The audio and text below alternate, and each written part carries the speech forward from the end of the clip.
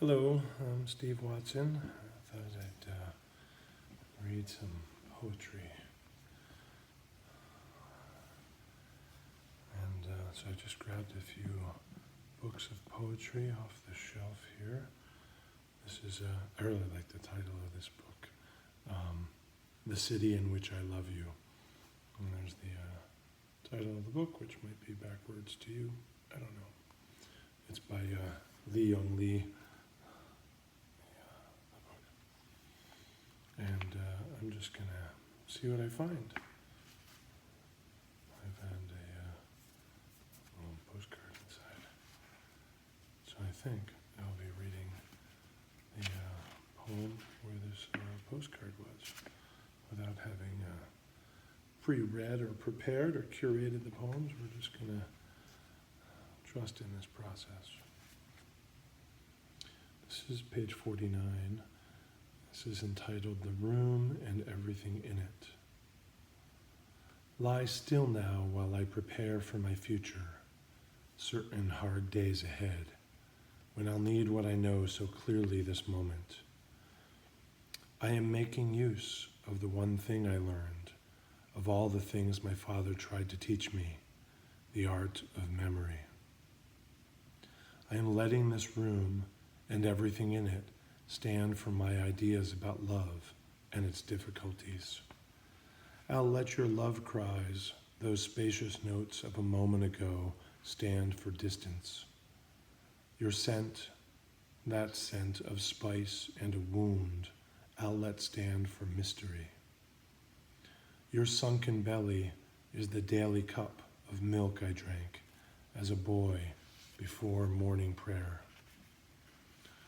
The sun on the face of the wall is God, the face I can't see, my soul, and so on. Each thing standing for a separate idea, and those ideas forming the constellation of my greater idea. And one day, when I need to tell myself something intelligent about love, I'll close my eyes and recall this room and everything in it. My body is estrangement, this desire, perfection. Your closed eyes, my extinction. Now I've forgotten my idea. The book on the windowsill, riffled by wind, the even-numbered pages are the past, the odd-numbered pages, the future. The sun is God, your body is milk. Useless, useless. Your cries are song. My body's not me. No good. My idea has evaporated. Your hair is time, your thighs are song. It had something to do with death. It had something to do with love. This is followed by the title from which the book's title comes to us, The City in Which I Love You. Lee Young Lee. And I've really worn this quite a bit. This is, I wish I could tell you that year. I guess I could. This is called the Top 500 Poems, a Columbia anthology. It's edited by William Harmon, and it's a 1992 edition, the Top 500 Poems. And I think since the last one I picked a mark, I will pick this mark. And I don't know if we're looking at Alexander Pope, but I am going to presume that we are. Page 277, Alexander Pope's poem titled Know Then Thyself.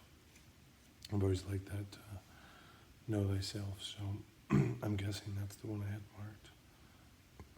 Know then thyself, presume not God to scan the proper study of mankind as man, placed on this isthmus of a middle state, a being darkly wise and rudely great, with too much knowledge for the sceptic side, with too much weakness for the stoic's pride. He hangs between, in doubt to act or rest, in doubt to deem himself a god or a beast, in doubt his mind or body to prefer, born but to die and reasoning but to err. Alike in ignorance is reason such, whether he thinks too little or too much. Chaos of thought and passion all confused, still by himself abused or disabused.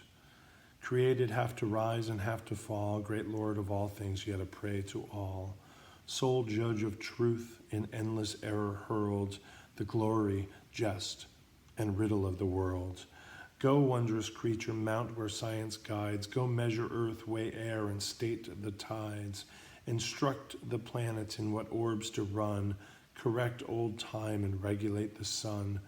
Go soar with Plato to the imperial sphere, to the first good, first perfect, and first fair. Or tread the mazy round his followers trod, and quitting sense call imitating God, as Eastern priests in giddy circles run, and turn their heads to imitate the sun. Go teach eternal wisdom how to rule, then drop into thyself and be a fool.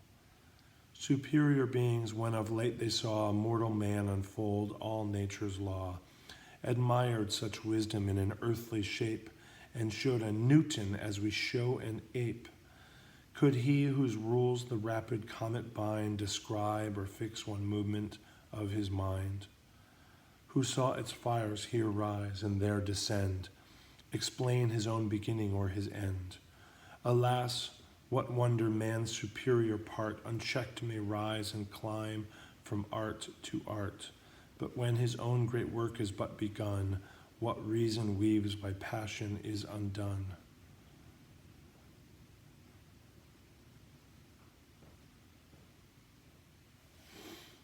Alexander Pope, Know Then Thyself. From that there book. And I'm going to just check the time because I have a class shortly. And, I think we're still okay. This is from a chapbook, Reflections in a Muddy Pool. This is poetry by Michael Young, a Sufi shaman and minister that who used to live here on Someday Farm. And I just opened to something that cries Taoism to me, so that's where we're going. Now these aren't numbered, but I'm going to peg this at page maybe 14, would be my guess. Reflections in a Muddy Pool by Michael Young. The Middle Path. Contrary to popular opinion, the middle path is anything but ho-hum. Rather, it is fraught with danger. The Apollonian peak on the one hand, the Dionysian chasm on the other. Do you really want to take that detour? Either way, both extremes want to know which side you're on. Ahead lies the sword bridge, presenting an upturned edge above a raging torrent. It's about balance and mastery. Watch your step. One slip and you're sliced, or go into the drink. If you're forced to make a choice, choose up.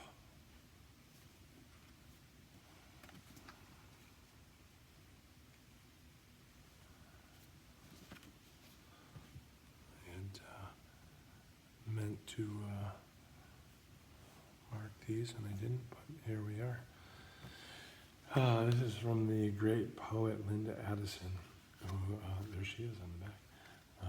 Linda's just a great reminder that you can do being a person better than you do. To me, like, you can buy this and you ought to, but just buy it and read the title over and over as a poem, which I've done for years. And this is called Consumed, Reduced to Beautiful Gray Ashes. It's just as good as it gets. Consumed, Reduced to Beautiful Gray Ashes, Linda Addison. So again, I'm just opening to random, and I've opened to page 19 here, where the poem is titled, Before You. Before we met, I had a voice that spoke words from a mind. I had, before we met, not just in agreement with your ideas, but with my own.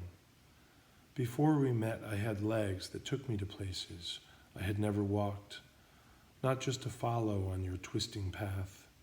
My arms were open to others, not closed around you. My smile freely given, not questioned and weighed. My laughter wild, not measured.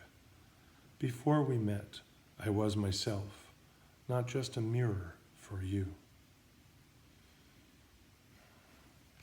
Thank you, Sifu Addison. And we come to tea. And one of my favorites, Robert Frost. And this is poems and prose in this volume. But I'm going to do as I've been doing is look for some marked bits.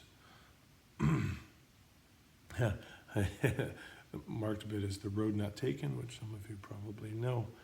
But why not read it, even though I had plans to read something less well known. I guess I have this one memorized too, maybe I don't have to read it. The Road Not Taken, this is page 103. Two roads diverged in a yellow wood, and sorry I could not travel both, and be one traveler long I stood, and looked down one as far as I could, to where it bent in the undergrowth. Then took the other as just as fair, and having perhaps the better claim, because it was grassy and wanted wear. Though as for that, the passing there had worn them really about the same. And both that morning equally lay, in leaves no step had trodden black. Oh, I kept the first for another day.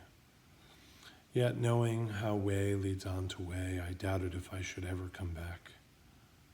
I shall be telling this with a sigh somewhere ages and ages hence.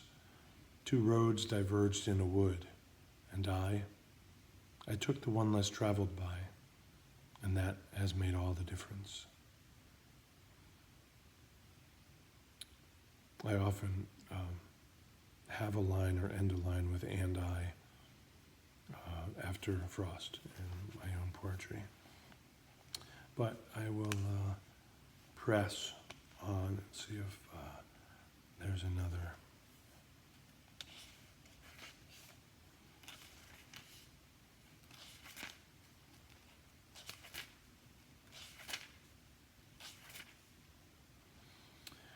So I'm going to read this because it's been like tropical rains and winds all day, and it's called In Time of Cloudburst. It begins on page 259 in this here volume. In time of cloudburst. Let the downpour roil and toil. The worst it can do to me is carry some garden soil a little nearer the sea. 'Tis the world-old way of the rain when it comes to a mountain farm, to exact for a present gain a little of future harm. And the harm is none too sure, for when all that was rotted rich shall be in the end scoured poor when my garden has gone down ditch. Some force has but to apply, and summits shall be immersed, the bottom of seas raised dry, the slope of the earth reversed. Then all I need to do is run to the other end of the slope, and on tracks laid new to the sun, begin all over to hope. Some worn old tool of my own will be turned up by the plow, the wood of it changed to stone, but as ready to wield as now. May my application so close to so endless a repetition not make me tired and morose and resentful of man's condition. So, a brief bit of light shone on your heart on a rainy day, perhaps. Thank you, teachers. Thank you.